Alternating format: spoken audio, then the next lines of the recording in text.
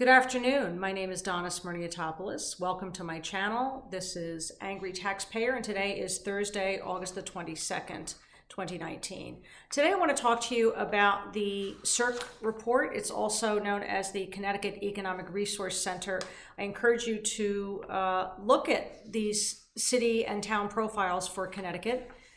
I'm just going to focus on Norwalk today and talk a little bit about the breakdown of residential units and a few other data points that might be of interest to you.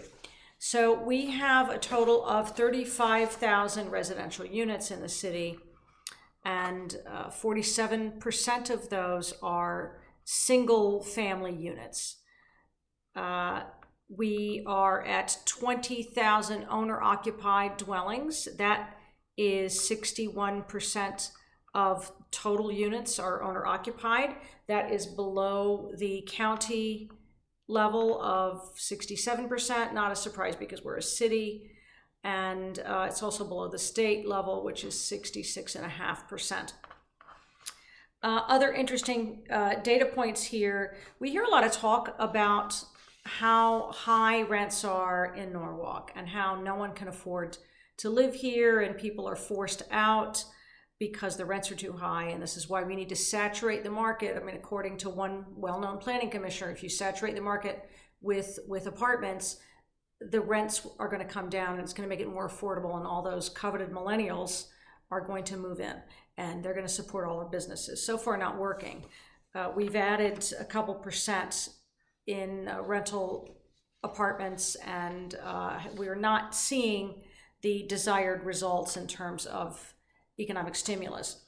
So according to the CERC report, we are at 50%. The median rent is $1,477, and half of our renters are considered cost burdened.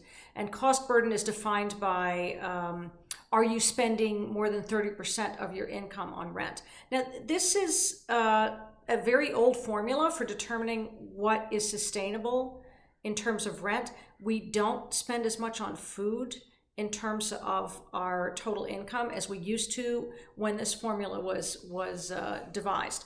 But just to give you an indication, the county level for cost-burdened renters is 54%, and the state level is 52.5%. So we're doing better than the state, and I think we should give ourselves a big pat on the back and not feel compelled to continue to add more and more rental units, because Norwalk is not an island and people can always look someplace else if they can't find what they need in Norwalk. One area where I think we could do better is in quality of life data points regarding violent crime and disengaged youth. We are well above the state average for violent crime. In 2016, that figure was 338 per 100,000 residents. So that's was probably about 300 crimes. We're a city of about 90,000. And then the percent of disaffected youth among women, young girls, it's 6.3%. And among males, it's 9.2%. State average for males is 5.5%. Stanford is well below us, well below. They are around 3% disengaged males. So these are areas that we should be concerned about. I want to just take a second to talk about the Grand List and what composes the Grand List, because if you are a homeowner, if you own investment properties, if you own a car, you are contributing to the Grand List. 90% of our total revenue is coming from property taxes. Property taxes are composed of real estate, both residential and commercial, and motor vehicle taxes and personal property taxes. The reason that Connecticut Light and Power always finds itself at the top of the Grand List is that they own all of these wires. So they're taxed on those wires, and their contribution is $10 million a year, which seems like a really big number, but it's 3% of the total Grand List nut. So the rest of it, most of it is coming from us. In fact, half of it is coming from residential real estate.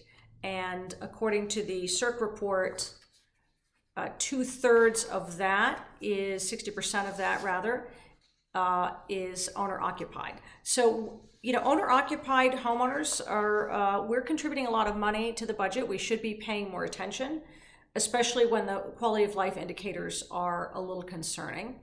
So I hope you found that informative and not too long, and I hope you have a great day. Be sure to hit like and subscribe to my channel. Bye-bye.